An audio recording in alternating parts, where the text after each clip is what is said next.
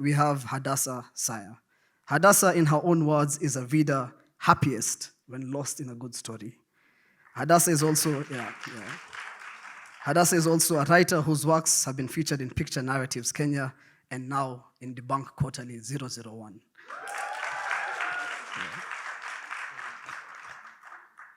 Hadassah, please tell us what your story is about and the first reading. I'm 28 years old, but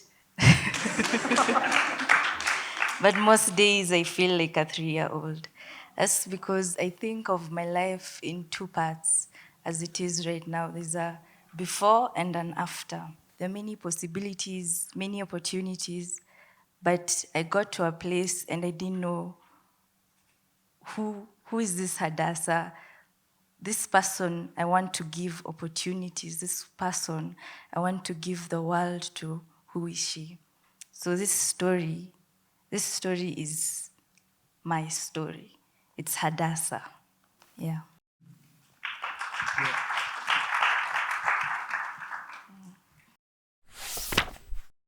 The last time I tried to kill myself, I was 25 years old. I stood on a ledge 9 floors from the ground, staring into the abyss that was my life. It called to me as it always did, taunting with memories of all the things I should have, could have, or would have done better.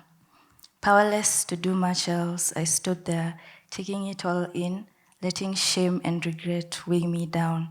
Maybe if I stood there long enough, the weight would be weighty enough to send me over the edge. I was up to my ears in shit. Nothing in my life was working. It seemed like I was standing still while everyone else and their deadbeat uncle moved forward. Months earlier, a therapist I was seeing had broken the news to me. I was clinically depressed with signs of dissociative disorder. I'd laughed in her face. Sure, I hadn't been happy in a long time, but wasn't that normal? No, it's not, she'd said with little bemusement. Not with the level of sadness you're at anyway. If you're willing, I can book you in for a weekly session. If it were completely up to me, I wouldn't have taken up the offer, but I felt obligated to do so because of the number of bodies involved. My college professor, out of concern, had called me in to find out why I hadn't submitted anything for review, even as the deadline for turning in my final year project closed in. He worried I wouldn't graduate. It would be such a crying shame, he'd said. I was quiet. I couldn't find words to express the tangled mess swirling in my mind. He took it for discomfort. He was male and much older. Maybe he wasn't the right person to handle this. He excused himself, and as he was leaving the room, asked that I wait there. In a bit, I'd learned that he'd gone to call for backup. Isn't that beautiful? It's gripping, is what it is. Like, you did that first sentence, and it was like, okay, I'm stopping everything I'm doing, and I'm reading this.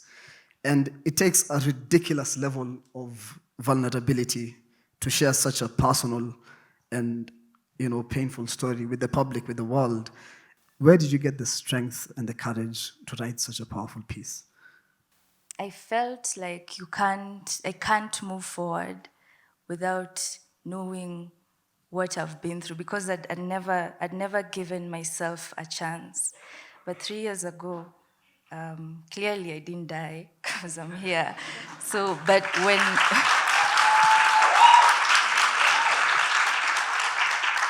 thank you. But when I decided to leave, I'm sorry, what was the question? The question is, where did you get the courage to Right. write the story? When I decided to leave, I decided to give myself a chance because I felt like that was the thing that was keeping me, that was holding me back.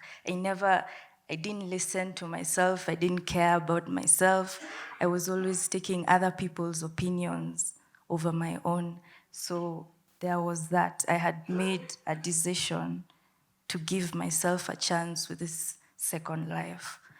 And then the editor made it a very safe space.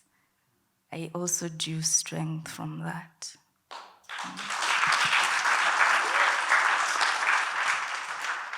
But also, if I may add, I also wanted, because I feel like my story, if you take off some few things, if you don't look at the circumstances, you just look at the feelings, I feel like it's something everyone can relate to. It's just common things, but we don't talk about it. And I feel like if we'd have been more open, maybe it wouldn't have gone for me the way it did. So there was also some sense of responsibility, social responsibility, because I've already gone through it and I'm overcoming it. So if there's just one more person who can make different choices from hearing my story, I also wanted to be part of that. You answered my next question. When you signed my copy of the quarterly, this is what you wrote. You said, Mohammed, when you have the choice to fight or flee, I hope you choose yourself. Yes. And I found that so encouraging, and in a way, relating to your story, a story that transitions from a narrative of despair to one of hope. So thank you for that. I'm going to go back a bit. Throughout the story, you grappled with feelings of invisibility, inadequacy, being misunderstood. And then here you are, 25 years old, overwhelmed and pushed to a breaking point. You decide that this is it, and you went all the way to the ninth floor, and you stood on a ledge. And just before you jumped, you heard a voice. And there was this dialogue that ensued in your mind. And thanks to that moment of hesitation, we are honored to have you grace our presence, and we are honored to read your powerful story. So the question is, in the aftermath of all of this, of deciding to live, how do you continue to find purpose and meaning in life, and how do you continue to heal? I've taken time to discover. I didn't even know what kind of things I liked. I didn't know what I could tolerate. I didn't know my limits. I knew nothing. I'd stayed with myself for 25 years, but I knew nothing. So trying to get in touch with myself, trying to find out the kind of things that give me meaning, that has helped. It has helped a lot. Saying yes to a lot of things, exposing myself, because that was the problem before. I was closed off, completely isolated, closed off.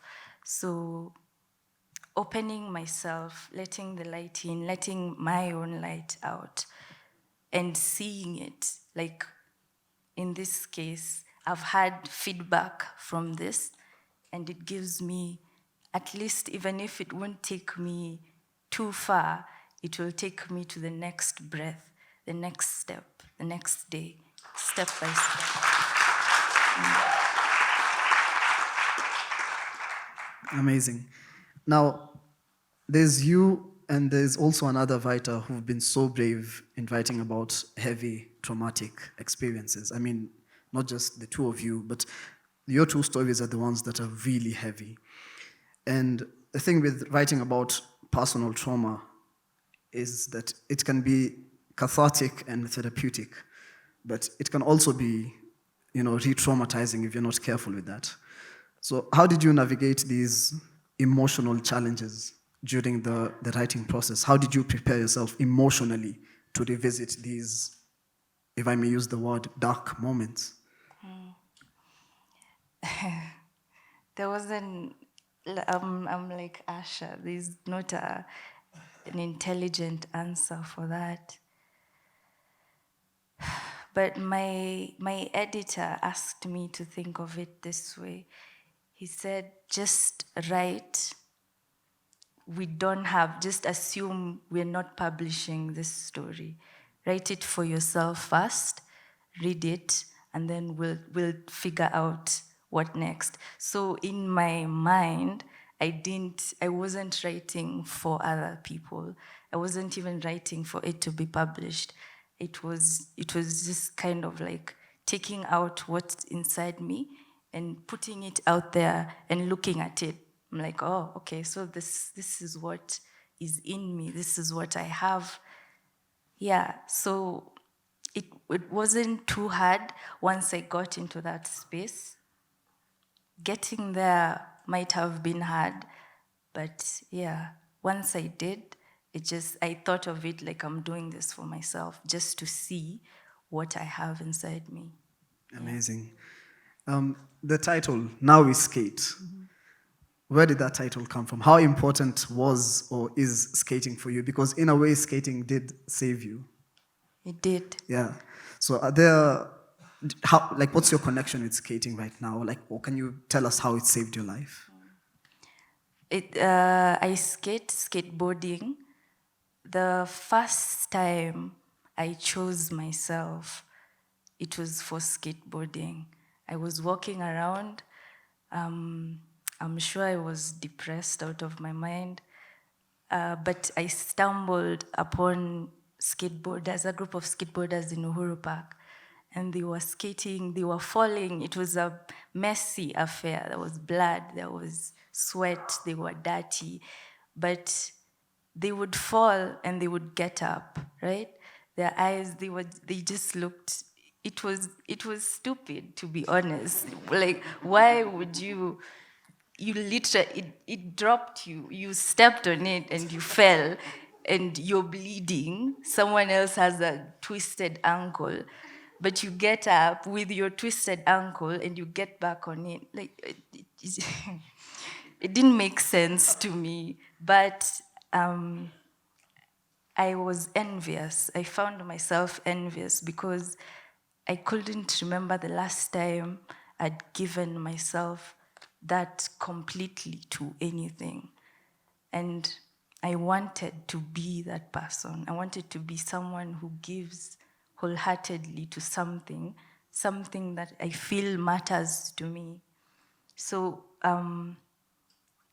it was not an easy choice. If you read the story, you'll understand more. It was not an easy choice, but it was the first time I chose myself. It's been regrettably a bit of a while since I have been on a skateboard, but it's there in my room. I see it every day, and I'm grateful every day. Amazing.